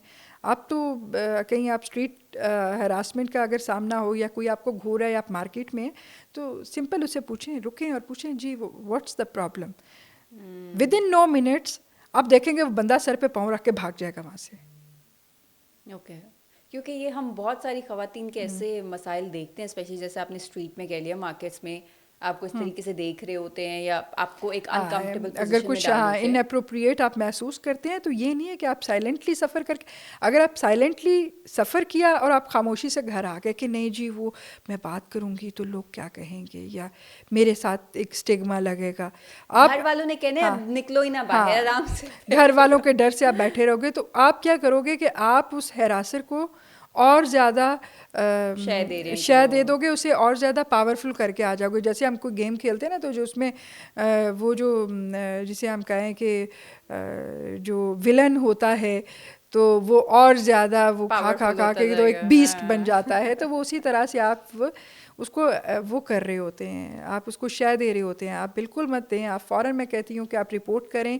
और बच्चियों को घरों में ये वालदैन का फ़र्ज़ बनता है या आपके वालिद का या आपके भाइयों का फ़र्ज़ बनता है कि आप उनको इतना कॉन्फिडेंस दें कि कुछ भी हो वो घर आएँ, वो आपको रिपोर्ट करें, वो आपको बताएं, वो ख़ुद खामोशी से सफ़र ना करती रहें, वो ख़ुद खामोशी से ये सारी तकलीफ़ और इस सारी अजियत से ना गुज़रें, वो आपको बताएंगी, आप साथ खड़े होंगे। और फिर एक खैर मैं उस वाक़े को रेफ़र नहीं करना चाहूँगी, लेकिन मिसाल के तौर पे मुझे इससे बेहतर अभी कुछ नज़र नहीं आ रहा। आपको याद होगा कि एक दफ़ा यहाँ पे इस्लामाबाद में एक निजी बैंक की एक वीडियो बड़ी वायरल हुई थी जिसमें को वर्कर ने बड़ा इनअप्रोप्रिएट टच किया था उनको, और उस खातून ने उसको रिपोर्ट नहीं किया था अनटिल एंड अनलेस उस सीसीटीवी कैमरा के फुटेज वायरल हुई थी।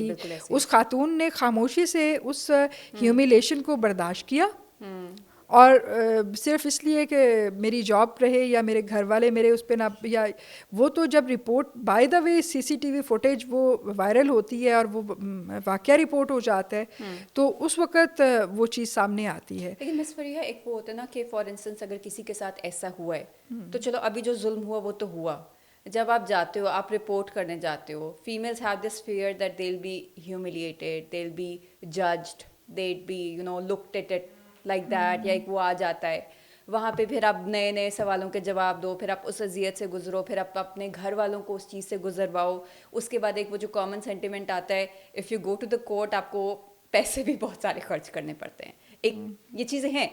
तो उस सब के चक्कर में एक अगर लड़की ये कह ले कि इससे अच्छा मैं चुप करके मैं घर बैठ जाऊँ और उसके कॉन्फिडेंस का जो है वो बिल्कुल आप कहें कि ख़त्म हो जाए, क्रश हो जाए, आइंदा के लिए वो मार्केट में उस कॉन्फिडेंस से ना जा सके, उस फील्ड में उस ऑफिस में वो उस कॉन्फिडेंस से ना जा सके।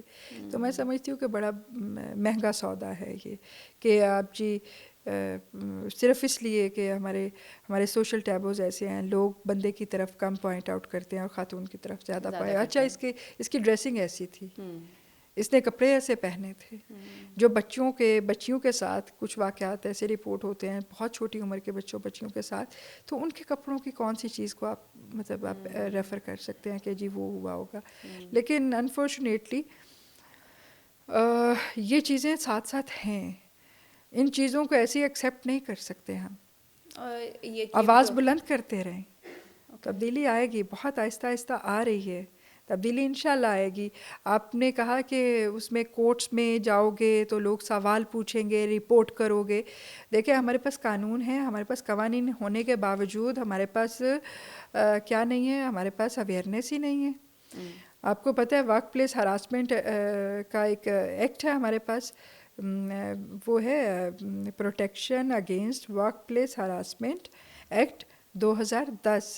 ओके बहुत लैंडमार्क एक मैं कहती हूँ वो लॉ था, अगर आप उसको पढ़ें बहुत कोई उसमें ना पुलिस इन्वॉल्व है, ना थाना, ना कचहरी, ना जज, ना कुछ। आपको काम की जगह पे हरासमेंट का सामना है, आप अपनी जो वर्क प्लेस पे हरासमेंट कमेटी है वहाँ जाएंगे, उसके बाद फिर आप अम्बड्समैन के पास जाएंगे। जो सेक्सुअल हरासमेंट के अम्बड्समैन है वो आजकल फौजिया वकार है, मैं उन्हें पर्सनली जानती हूँ, बड़ी कॉम्पिटेंट, बड़ी अच्छी खातून है।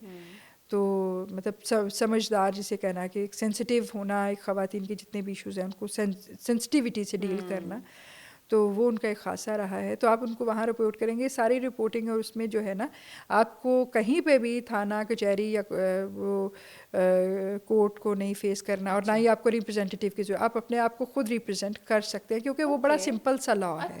लेकिन लोगों को उस लॉ का नहीं पता। मैं कहती हूँ कि we have a jungle of laws, लेकिन अनफॉर्चुनेटली इतनी लेजिस्लेशन होने के बाद हमारी उन लॉज की जिसे हम कहते हैं ना कि अगर कुछ अच्छा कर लो तो उसका ढोल पीटना शुरू करो, तो हमारे यहाँ उन लॉज की, उन लेजिस्लेशन का ढोल नहीं पीटा जाता, लोगों को पता ही नहीं है। और हमेशा जब भी कोई ड्राइव होती है कि जिसे हम कहें कि एक अवेयरनेस ड्राइव स्टार्ट कर रहे हैं हम, तो अवेयरनेस ड्राइव कभी भी आप ख़वातीन को तो अवेयर करें, लेकिन जब तक आप मर्दों को अवेयर नहीं करेंगे तब तक आप माशरे में तबदीली नहीं ला सकते हैं। हम माने या नहीं माने, we are living in male dominated society, और तब्दीली जो है ना वो होगी जब आप अपने माशरे के मर्दों को ख़वातीन के हकूक़ के बारे में आगाह करना शुरू करेंगे। और वैसे अब चूँकि मैं प्रैक्टिस भी करती हूँ, मुझे डेली केसेस भी सामने आते हैं, रिपोर्ट भी होते हैं, मैं देखती हूँ तो प्रॉब्लम्स जो हैं वो दोनों तरफ ही हैं। ओके सिर्फ आप एक तरफ के प्रॉब्लम्स को नहीं कह सकते कि जी इसमें सिर्फ हस्बैंड इज़ अ प्रॉब्लमेटिक, अगर फैमिली केसेस को देखते हैं। उसमें फिर हमारा ये जो सोशल मीडिया का दौर है जिसमें हम बड़ी चमचमाती चीज़ें देखते हैं और फिर हमारा दिल करता है कि हर चीज़ हमारे एक्सेस में हो, तो फिर वो मैं समझती हूँ कि फ़ीमेल साइड पे भी बहुत ज़्यादा डिमांड्स शुरू हो जाती हैं। बेसिकली वो सोशल मीडिया की आर्टिफिशियल लाइफ गुजारते लोग जो हकीकत की ज़िंदगी है उससे बहुत दूर चले जाते हैं, ऐसे ही। और ये सारे प्रॉब्लम्स होते हैं। वो फिर आपको ना अपना घर अच्छा लगेगा, ना आपको अपना हस्बैंड अच्छा लगेगा, ना आपको अपना लाइफस्टाइल अच्छा लगेगा, ना ही और तो और ना ही आपको अपने बच्चे अच्छे लगेंगे। एक टाइम था ना, तो वो कहा करते थे कि वो जी बच्चा अपना ही अच्छा, तो अभी तो हम अपने बच्चों में 100 कीड़े निकाल के बैठे, तुम तो किसी काम के नहीं, क्योंकि बेंचमार्क किसी और का बच्चा है। वो भी जो आप सोशल मीडिया के जरिए आपको उनका पता चल रहा है, बिल्कुल इसी तरह से। तो ये जो मैं समझती हूँ सोशल मीडिया की अच्छी चीज़ें भी हैं, और कहीं कहीं बीच में हम देखते हैं कि उसका इस्तेमाल कुछ इस तरह से होता है कि हमारी एजुकेशन नहीं होती और हम उसका इस्तेमाल नेगेटिव वे में करना शुरू कर देते हैं। हालांकि देखिए यही जो टाइम आप सोशल मीडिया पे स्क्रॉलिंग, अभी थोड़ी देर पहले आपने बात की कि बहुत सारे लॉज मौजूद हैं, लेकिन हमें वो क्यूरियोसिटी कभी क्यों नहीं होती कि हम गूगल पे जाके जब बाकी तमाम चीज़ें सर्च कर रहे होते हैं, जहाँ इन्फ्लुएंसर्स को सर्च कर रहे हो, तो वहाँ ज़रा ये देख लें कि अगर कुछ ऐसा हो जाए तो हमारे लिए क्या है, हम क्या रास्ता अपनाएं, मतलब क्या उसका प्रॉपर चैनल है, कौन उसकी अथॉरिटी है, इस तरह की चीज़ें क्यूरियोसिटी नहीं होती ना। यहाँ इंसानों को तो हम कहें ना कि अच्छा जी इंसानों के तो लॉज हैं, यहाँ पे इन्वायरमेंट के इतने अच्छे लॉज हैं। आप यहाँ पे जाएं, इस्लामाबाद में एक दरख्त काट के दिखाएं, आपको अगले लम्हे नोटिस आ जाएगा कि आपने ये दरख्त कैसे काटा है, अपने घर के बाहर बेशक आपके था। ठीक है, आपको तो वो लॉज हमारे पास बहुत है, हम लोग जो है वो करते नहीं हैं, अबाइडिंग सिटीजन्स नहीं, हम जो हैं वो एक तो हमें पता ही नहीं है, फिर चलो जी हमें पता चल गया तो हमारी जो लॉ इन्फोर्सिंग एजेंसीज हैं वो फिर सेंसिटाइज्ड नहीं हैं इन इश्यूज़ के ऊपर। वो सेंसिटाइज्ड नहीं है तो फिर वो किताबों में अच्छे लगते हैं। अच्छा मिस फरिया, मुझे एक सवाल का जवाब दीजिएगा। आजकल एक जो स्ट्रीट हरासमेंट की तो हमने बात की, रोड पे इस तरह फॉर इंस्टेंस अगर फीमेल एक ड्राइव कर रही है और बहुत बाज़ औक़ात उसको एक अनकम्फर्टेबल सिचुएशन से गुजरना पड़ता है, जहाँ फॉर इंस्टेंस कुछ लोग देख लें जी, लड़के देख लें लड़की गाड़ी चला रही है तो उसको फॉलो करेंगे, कट करेंगे, तो वो बेचारी उस एंग्जाइटी में भी है, गाड़ी भी कैसे बचाए, और एक वो प्रेशर और वो भी आ रहा होते हैं। इसका रिपोर्टिंग चैनल क्या है? बिकॉज ये जो सोशल मीडिया पे भी जो ग्रुप बने हुए हैं इस्लामाबाद कैपिटल पुलिस वालों के, उसमें most of the females they have such queries, तो इसका चैनल क्या है? अच्छा, इसमें मैं फौरी ये कहती हूँ कि अगर आपको कुछ भी ऐसा हो रहा है तो एक तो आप सबसे पहले 15 कॉल कर लें। ओके, ठीक है, फिर आप अगर मोटरवेज पे हैं, पाकिस्तान में मोटरवेज का जाल बिछा हुआ है और 130 उनकी मोटरवे हेल्पलाइन है, जगह जगह लिख के लगाया हुआ है उन्होंने, आप फौरी वहाँ पे कॉल करें। ठीक है, क्या मैं ये फेस कर रहा हूँ और ये गाड़ी नंबर है और ये उसको रिपोर्ट करें। तो ये कभी भी ना करें कि अच्छा जी ये हो गया और आप 15 करेंगे, उनको लोकेशन देंगे कि ये लोकेशन है, ये गाड़ी नंबर है, फ़लाँ जगह से गुजर रही है। तो अब तकरीबन बड़े सिटीज़ जितने भी हैं उनमें वो हो चुका है, ये सेफ सिटी कैमरास मौजूद हैं। वो जो हैरासर्स हैं वो ज़रूर आ जाएंगे। तो इसके लिए आपको फिजिकली जाने की जरूरत नहीं है, मतलब थाना नहीं, को आप फौरी तो ये है ना, फौरी तो आप रोड के ऊपर हैं और आप फेस कर रहे हैं, तो फौरी तो आप ये करेंगे। ठीक है। उसके बाद वो आपकी रिपोर्ट जो है वो जो भी मुतलका थाना होगा वहाँ पे दर्ज होगी। ठीक है, ठीक है। पहले ये कहा जाता था कि जी पुलिस से लोग बहुत डरते हैं, अभी भी बहुत डरते हैं। तो पहले लोग कहते थे कि भी वहाँ मुकदमा करने जाओ तो भी आपका कोई जानने वाला हो तो साथ लेके जाओ कि हम मुकदमा करने जा रहे हैं। जबकि मेरा ख्याल है कि अब सोशल मीडिया के जहाँ पे हम अच्छी बातों में से बात करें तो वो ये है कि अवेयरनेस इतनी दे दी है कि जो फर्स्ट इंफॉर्मेशन रिपोर्ट है वो कोई भी शहरी जो है उसका वो राइट है कि वो जाए और जाके पुलिस को अपनी रिपोर्ट दे। पुलिस फिर उसके बाद इन्वेस्टिगेशन के बाद मुकदमा बनता है नहीं बनता तो वो फिर उसका चालान सबमिट करेगी। तो आप जो है ना वो थाने में ज़रूर जाएं, जाके अपनी रिपोर्ट ज़रूर करें। आपके फैसिलिटेशन सेंटर्स बने हुए हैं हर बड़े अच्छे, उस पर देखें इस्लामाबाद के तो हर थाने के बाहर एक बड़ा अच्छा फैसिलिटेशन सेंटर बना हुआ है। मुझे बड़ी अच्छी तरह याद है, मैं इसी तरह से एक दिन कोर्ट से निकली यही यूनिफॉर्म में और जेब में ऐसे मोबाइल रखा हुआ और मैं एक यहीं इस्लामाबाद में बड़े मॉल में गई और भी मतलब कोर्ट से निकली हूँ और वहाँ गई हूँ, कुछ लेना था ऐसे।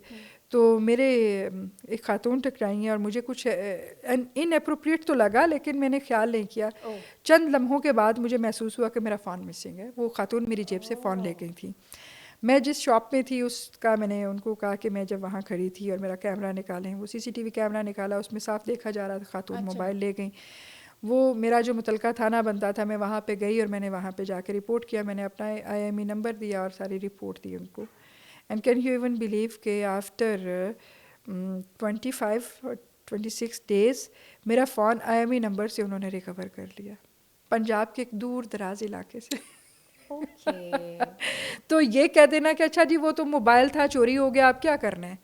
अच्छा आप आपके पास देखें, आपके पास उसका गूगल ड्राइव पे भी होता है, एप्पल ड्राइव पे भी होता है, हर चीज़ बैकअप मौजूद है। आप ये करें और उसको ब्लॉक कर दें। मुझे भी सबने कहा कि उसको ब्लॉक कर दें आप, उसको आपका IME नंबर ब्लॉक हो जाता है, PTA को रिपोर्ट कर ब्लॉक। तो मैंने कहा वो ब्लॉक हो जाएगा, इट विल बिकम डब्बा फॉर हिम और हर जो ले गई है उसे, फॉर मी एज वेल। तो मैंने कहा कि नहीं, मेरा उसको यह है कि मैं उसको रिपोर्ट करूँगी, वो मिल जाएगा। तो रिपोर्ट कर लेना चाहिए। एक वो आता है कॉमन सा, क्योंकि आपने रिपोर्ट किया, आपको कानून की समझ है, आप खुद एक लॉयर हैं, आपको पता है प्रॉपर चैनल से किस तरीके से जाके करना है, तो आपका रिकवर हो गया।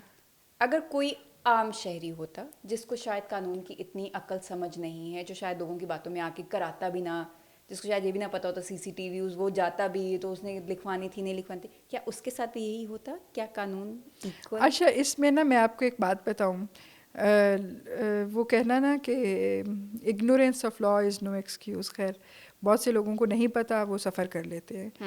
वकील का ये कहा जाता है कि जो वकील तो बड़े टेढ़े होते हैं, वकील तो बड़े बदमाश होते हैं, वकील तो बहुत खर दमाग होते हैं। वो वकील नहीं होता, बेसिकली उसको अपने राइट्स का पता होता है और उसे ये पता होता है कि कोई मुझे क्रश करके नहीं गुजर सकता, मेरे ये हकूक़ हैं और ये मुझे देंगे, चाहे वो किसी भी सरकारी दफ्तर में चला जाए, किसी भी उसमें चला जाए, उसे पता है कि मेरे ये हकूक़ है। इन्फॉर्मेशन एक्ट के तहत मैं इन्फॉर्मेशन भी ले सकता हूँ, तो किसी आम बंदे को नहीं पता होता। आपने बड़ी अच्छी बात की कि जिसको ना इल्म हो तो वो क्या करे। अच्छा, कचहरी में या कोर्ट में आपके पास ऐसे लोग भी आते हैं जो ये बताते हैं कि जी वो फ़लाँ जगह पे मेरे साथ एक डकैती हुई थी जिसमें वो मेरी जेब से सर्टन अमाउंट जैसे 10,000 या जैसे वो ले गए और मोबाइल ले गए थे। तो अब वो ये है कि मैंने उसकी रिपोर्ट तो कर दी थी थाने में जाके, तो अब वो चोर पकड़े गए हैं, तो मेरा मोबाइल जो है ना वो उसकी मैंने एप्लीकेशन लगानी है स्पुरदारी की कि वो मुझे हैंड ओवर करें, तो अब वो ना मुझे रोज़ पुलिस वाले फ़ोन करते हैं, आप आएँ और आके मुकदमे की पैरवी करें। तो मैं 10,000 वकील को नहीं दूंगा, मेरा 10,000 रुपया ही छीना था। ऐसे ही तो ये एक जो है ना, ये आप कह सकती हैं कि जो लोग रिपोर्ट कर लेते हैं वो फिर बाद में पुलिस की धमकियों से और उनसे कॉलों से डर जाते हैं कि अच्छा जी, अच्छा पुलिस वाले का फ़ोन आ गया था, कल फ़ोन केस लगा हुआ है। मैंने ऐसे कई लोग देखे और कई लोग ऐसे they just come across to me, मेरा सामने चैम्बर होता था तो लोग बड़े परेशान और हवाइयाँ उड़ रही और आते थे और कि जी वो हमारा तो क्या हुआ है जी। मैंने कहा आप तो उसमें मुलज़म नहीं है ना, आप तो मुद्दई हैं, आप क्यों परेशान होते हैं। नहीं सर, नहीं वो पुलिस वाले का फ़ोन आया था, आप नहीं आएंगे तो आपके ख़िलाफ़ कार्रवाई करेंगे। तो इस डर के मारे भी लोग कहते हैं कि 10,000 गया तो गया, अब मैं 10,000 मैं रिपोर्ट कर दूंगा, उसके बाद पुलिस फॉर्मेलिटीज़ में पड़ेगी, फिर वो बंदा कहीं पकड़ा जाएगा खुशकिस्मती से, और वो भी शायद हो ना, 25,000 ऊपर देने तो पड़ेंगे, वो पकड़ा गया। फिर वो मुझे कोर्ट बुलाएंगे और कोर्ट में नहीं जा सकता हूँ क्योंकि मुझे नहीं पता मैं जज के सामने कैसे खड़ा होना है, दाएं खड़ा होना है, बाएं होना है, क्या करना है। और मैं समझती हूँ कि हमारी जो लॉ इन्फोर्सिंग एजेंसीज हैं उनको भी चाहिए कि वो अगर कोई इन पर्सन पेश होता है, हमारी जुडिशरी को भी चाहिए कोई इन पर्सन लेमैन पेश होता है तो उसके साथ ऐसे बिहेव मत करें कि वो सारा कुछ पढ़ के या सीख के आया हुआ है, वकील की तरह पेश मत हों कि वो सामने आपके सामने वकील खड़ा है, उसको थोड़ी लेवरेज दें। तो उनको कहा जाता है नहीं आपको नहीं पता, जाएं बाबा अपना वकील लेके आए। तो वो बाबा बेचारा जो है वो 10,000 और 16,000 के फ़ोन के पीछे, वो वकील के पीछे जाएगा और कौन उसको फिर वो सारा और ये सारे प्रोसीजर से गुजरेगा। तो इसलिए बहुत से लोग जब मुझसे पूछते हैं कि हम इन पर्सन पेश हो जाएं, तो मैं उनको ये बताती हूँ कि आप इन पर्सन तो पेश होंगे, बट अनफॉर्चुनेटली हमारी जुडिशरी या हमारे ये लोग आपको कोऑपरेट नहीं करेंगे, ये लेवरेज नहीं देंगे कि हमारे सामने एक वकील नहीं खड़ा हुआ है, एक कोई लेमैन खड़ा हुआ है जो सिर्फ अपना वाकया बयान कर दे कि ये हो गया, बाकी कानूनी पेचीदगियाँ तो माशाल्लाह आप जज हैं, आप निकालें उसमें से और ढूंढें।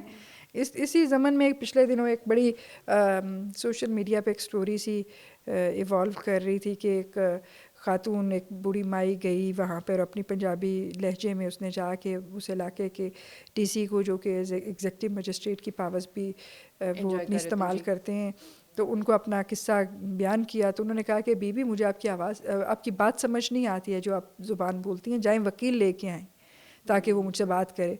तो उन्होंने कहा कि बेटा ये क्या नाइंसाफ़ी है, बात तुम्हें मेरी समझ नहीं आती और वकील मैं लेके आऊँ। तो मेरा ख्याल है कि अगर कोई किस्मत का हारा और कोई गरीब आदमी आपके सामने लेमैन कोई अपना मुकदमा पेश करने के लिए आ जाता है, वो खुद तब आता है जब उसके पास वकील हायर करने के कोई पैसे नहीं होते हैं। तो वो अपने केस के फैक्ट्स उसे सब पता होते हैं लेकिन उसे कानून नहीं पता होता। तो बहुत रेयर आप ऐसी कोई जजमेंट उठा के देखें जो रिपोर्ट हुई हो जिसमें इन पर्सन लोग पेश हुए हों। हमेशा लॉयर्स पेश होते हैं तो ही, क्योंकि वो आपने तो अगर जज साहब बैठे होते हैं उनको कानून भी पता है, लेकिन उनको ये है कि इस नुक्ते पे ये बात करे लाए तो फिर मैं मतलब।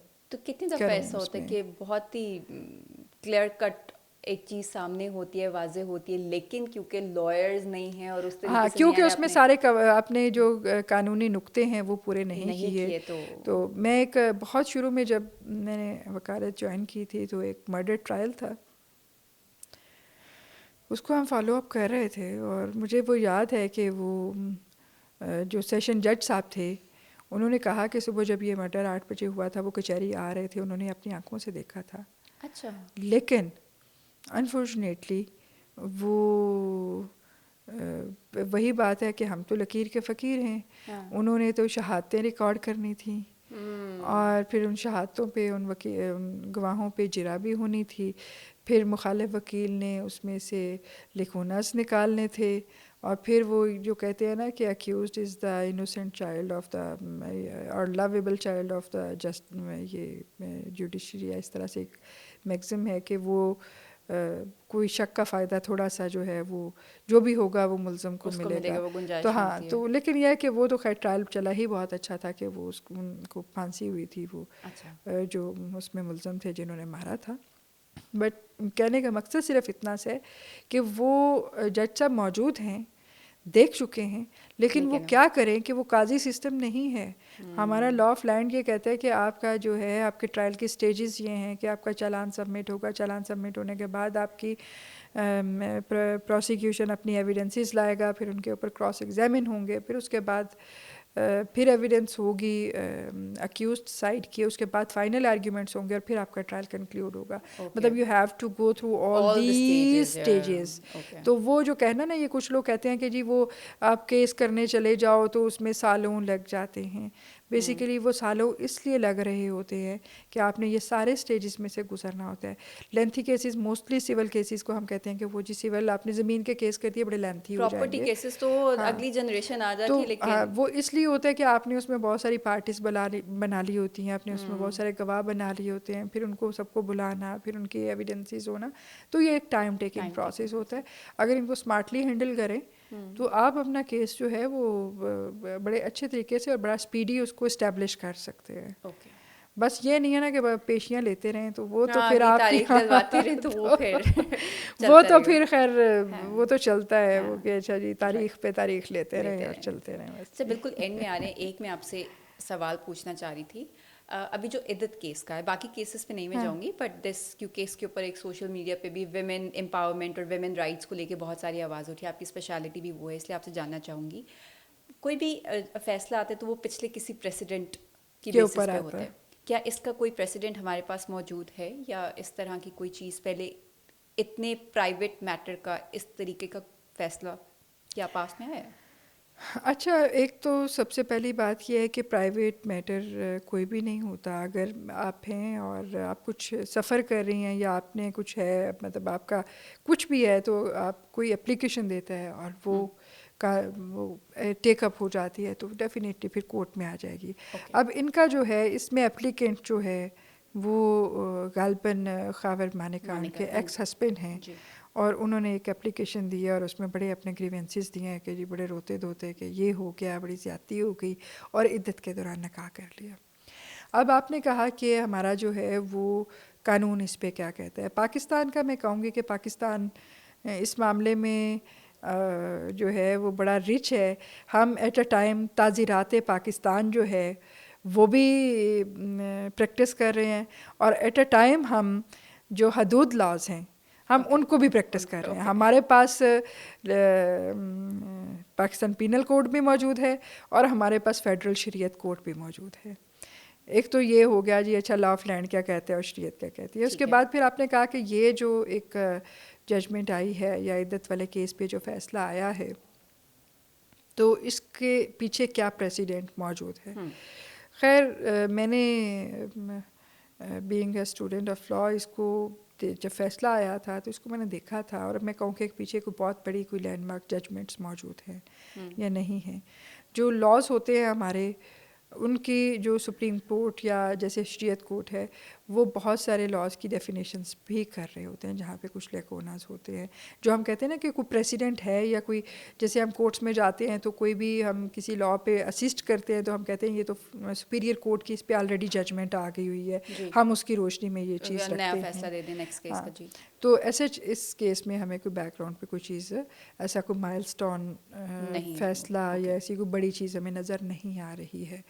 तो हो सकता है हम इसमें ये भी कह सकते हैं कि कोई पहले ऐसा कुछ इशू हुआ ना हो, ये पहली दफ़ा ऐसा हुआ है।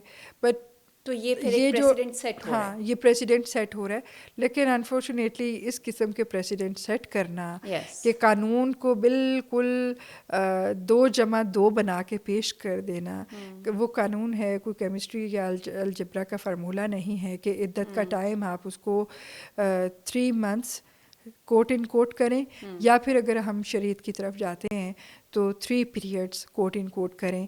इसमें शरीयत भी खामोश है कि अगर मेनोपास हो गए हैं तो मेनोपास के बाद आप उसको किस तरह से वो करेंगे, फिर क्या उसको हम 3 कमरी महीनों के ऊपर लेके जाएंगे कि चांद की तारीखें क्या कहती हैं। अगर हम 3 हैज़ की बात नहीं करते, 3 पीरियड्स की बात नहीं करते, तो क्या 3 कमरी महीनों की बात होगी। और इस पे तो खैर अगर हम किसी इस्लामिक स्कॉलर से पूछते हैं तो वो हमें कोई उनके पास कोई चीज़ हो तो वो सामने ला सकता है, लेकिन इस पे तो लॉ ऑफ लैंड जो हमारा कहता है वो हमें ये कहता है कि जी 3 महीने after the expiry of 90 days, जो कानून के अंदर कोट इन कोट लिखा हुआ है, जो उसके अंदर मुस्लिम फैमिली लॉ ऑर्डिनेंस 1961 का जो हमें कहता है वो कहता है 90 डेज़, बट शरीयत ये कहती है कि 3 हैज़ या 3 कमरी महीने। और जो सबसे बड़ा पॉइंट है कि अगर एज इन्वॉल्व होगी, मेनोपॉज होगा, तो फिर आप उसको किस तरह से करेंगे। तो मेरा ख्याल है कि ये जो चीज़ है इसको तो कोई इस्लामिक स्कॉलर या फिर जैसे फेडरल शरीयत कोर्ट है हमारे पास, वो इस पे कोई अपनी वो डेफिनेशंस लाए, कोई चीज़ पे क्लैरिटी लेके आए। क्या इस सब को मद्देनज़र रखते हुए या कॉन्टैक्ट के बाद इस केस पे फैसला आया है या ये नहीं जी, ये फ़ैसला तो सबने पढ़ा है। सब कहते हैं कि हैसल में ट्रायल हुआ है, और वाकई ये ट्रायल जो है वो बहुत जल्दी और हैसल में हुआ है। और बाद में ये अगर ये सज़ाएं मुअत्तल भी होती हैं या री ट्रायल का हुक्म होता है, तो एक चीज़ तो ये भी सामने आएगी कि ट्रायल जल्दी में हुआ, डिफेंस को प्रॉपर जो है वो टाइम नहीं दिया गया कि वो उसमें जाए। तो ये कुछ लेकोनास रह गए हैं प्रोसिक्यूशन साइड पे। आई डोंट नो कि वो डेलिबरेटली छोड़े गए हैं या फिर वो वाकई में रह गए हैं कि बाद में जो है इनको हम किसी तरह से, मतलब सम हाउ आइदर वे हम उसको वो इस्तेमाल कर सकते हैं। ये कुछ चीज़ें हैं जिसे हम कहते हैं गंदा है पर धंधा है। तो ये कुछ चीज़ें तो मौजूद हैं, चाहे माने या ना माने ऐसे ही चल रही हैं, और मतलब सामने होती है, लेकिन फिर वही है कि आप क्या कर सकते हैं। आप ये कर सकते हैं कि आपकी जितनी इस्तात है उसमें कुछ गलत ना करें। मतलब एक जो अपने ऊपर जिम्मेदारी आती है उसको आप पूरे से अच्छे तरीके से निभाएं। इन द वेरी एंड आप अगर कुछ टिप्स, जो यंग लड़कियां ये पॉडकास्ट देख रही हैं, सुन रही हैं, और जिनको लगता है कि बहुत ही मुश्किल काम है भाई ये कोर्ट्स में जाना, मुजरिमों के साथ बातचीत करना, और पता नहीं वर्क लाइफ बैलेंस कैसी होगी, उनको अगर आप छोटी सी कोई नसीहत या टिप्स देना चाहें तो क्या होंगी? मेरी ये टिप और ये नसीहत होगी कि बिल्कुल आपने कैरियर पे फोकस करें। जब शुरू में आप आएँ, LLB करके आएँ, आपके पास लॉ की डिग्री होगी, और फिर आपकी लाइसेंस के लिए आपकी ज़रूरत ये है कि आप 6 महीने किसी भी सीनियर के साथ उसके चैम्बर में, उसकी लॉ फर्म में आप सीखेंगे, और उस सीखने के बाद फिर आप इंडिपेंडेंट काम करेंगे। कभी भी 6 महीने से ज़्यादा किसी भी सीनियर के साथ ज़्यादा काम नहीं करें। 6 महीने इट्स मोर देन इनफ। आपकी लर्निंग भी हो जाती है, आपका लाइसेंस भी आ जाता है, और आप इंडिपेंडेंट काम शुरू करें और फोकस करें अपने काम के ऊपर। अपनी आप जितना मेहनत आप करते हैं, और मेरा ये बड़ा फार्मूला है कि आपके पास ABC 3 केसेस आए हैं। A ने आपको बहुत अच्छी फ़ीस दी है, आपका दिल करे आप उस पर मेहनत करें। B समझे कि आपने प्रो बोनो केस है, आप फिलंथ्रोपिस्ट हैं, आप फ्री में कर रहे हैं, आपने उस पर कुछ फ़ीस नहीं ली है। और C वाला जो है वो भी बस ऐसे ही है, मीडियोकर है। तो आप तीनों पे अपना फुल दें। ये ना सोचें कि ये मुझे पे बैक पैसों में कर रहा है तो इसको मैंने A को ज़्यादा देना है। आप तीनों का फुल दें। जो मेहनत है ना वो आप अपनी पूरी करेंगे। तो ये जो रिस्क है या ये जो आपकी सारी चीज़ें हैं ना, ये अल्लाह पाक ने रखी हुई हैं, वो उसने देनी है। ये मेहनत तो हम शुक्र के लिए कर रहे होते हैं। ये हम मेहनत करते हैं ना, ये हम बेसिकली उसका शुक्र अदा करते हैं। तो आप देखेंगे आपने A पे भी मेहनत की, B से आपको कुछ नहीं मिला लेकिन आपने बहुत मेहनत की। C भी आपने बस ठीक है उस पर भी कम सा मिला था लेकिन आपने पूरी मेहनत की। तो उसका आउटकम ये होगा कि उस B वाले की बरकत से आप बाकी दोनों केसेस भी जीत जाएंगे, और आपके पास और केसेस भी आएंगे, वो लोग रेफ़र कर रहे होंगे। तो कभी भी ये मत सोचें कि भाई मैंने इस पे मेहनत नहीं करनी है, इसका आउटकम सिर्फ पैसा है। सीखें, लर्निंग करें, अपने क्लाइंट्स बनाएं, या चेन ऑफ क्लाइंट्स आपके फिर आगे बढ़ते जाएंगे। और कभी भी मैं कहती हूँ कि एक स्टेशन पे जब आप रुके हैं या एक सीनियर के साथ आप रुके हैं, हमेशा किसी प्रोफेशनल चैम्बर को ज्वाइन करें, किसी सियासी चैम्बर को ज्वाइन ना करें। वहाँ से लर्निंग करें और अपनी राह पे चलें, और जब आप कुछ कामयाब हो जाए ना तो उसके बाद फिर आप ठीक है, बाकी सारी चीज़ें साथ साथ चलती रहती हैं। और बी कॉन्फिडेंट, आप किसी से कम नहीं हैं। शुरू में बहुत अजीब लगता है जब आप वहाँ जाके रोस्ट्रम पे खड़े होते हैं और आपके ओपोनेंट एक बड़ा नाम, एक बड़ा वकील, एक बड़ा चेहरा खड़ा हो जाता है, और आप अंदर ही अंदर सोच रहे होते हैं यार मेरे खुदाया अब मैं क्या करूँगा। उसका बेहतर हल ये होता है कि जब आप तैयारी करके जाते हैं तो you can knock out anyone, चाहे वो कोई भी होगा। सो फोकस ऑन योरसेल्फ, बस तैयारी करें मेहनत करें। Thank you so much miss परिया, बहुत एनलाइटनिंग सेशन भी था। हमें भी बहुत कुछ चीज़ें जानने को मिली, सीखने को मिली। आई एम श्योर जो लोग देख रहे होंगे, जो अवेयरनेस हमें नहीं होती है वो हमें आज इनसे मिल गई और बड़ी मोटिवेशनल भी थी। बड़े मज़े की बात की, सियासी चैम्बर नहीं ज्वाइन करना, अच्छे उसका करे। और लिटरली मैंने देखे 2-2 साल कुछ जूनियर जो है वो लगे होते हैं किसी एक के साथ, उनकी फाइलें ही उठा के रख रहे होते फाइलें हैं। उठा रहे होते हैं और डेट्स ले रहे होते हैं, क्योंकि उनका फोकस जो है वो सिर्फ ये होता है कि उनको शुरू में कुछ चैम्बर्स जो है वो पे कर रहे होते हैं और वो पे के ऊपर बैठे होते हैं। तो जब आप पे आ जाते हैं तो फिर आपके अंदर का वही बात है कि वो जंग लगना शुरू हो जाता है। हर बंदे के अंदर अल्लाह पाक ने खूबियाँ रखी हैं, बस उसे वो निकालनी है, बस निकालनी है। इसी नोट पे इस एपिसोड को वाइंड अप करते हैं। Thank you so much for watching. Do send your feedback. हमारे डिफरेंट चैनल्स पे पोस्ट होगा, तो वहाँ पे मतलब आप अपनी राय भी दे सकते हैं। जिस बात से इख्तलाफ करते हैं वो भी बताएं, जिस चीज़ से मुत्तफिक हैं वो भी बताएं। अप्रिशिएट करना भी बहुत ज़रूरी होते हैं। प्लीज़ क्रेडिट दे दिया करें कभी किसी ऐसे शख्स को जिससे आप कुछ सीखते हैं। बहुत सारे लोग ऐसे होते हैं मिस फेयर जो हमें समहाउ इंस्पायर कर जाते हैं। हम उनकी चीज़ें भी अडॉप्ट कर लेंगे, उनकी बातें भी मान लेंगे, लेकिन कभी ओपनली एक्नॉलेज नहीं करेंगे। अगर उसी बंदे को एक मैसेज कर दें, बता दें कि आपने somehow you said this and that has changed me like this, तो उसके लिए भी बहुत बड़ी चीज़ होती है। Thank you so much. Will see you next week with another guest. Till then take really good care of yourself. अल्लाह हाफिज़।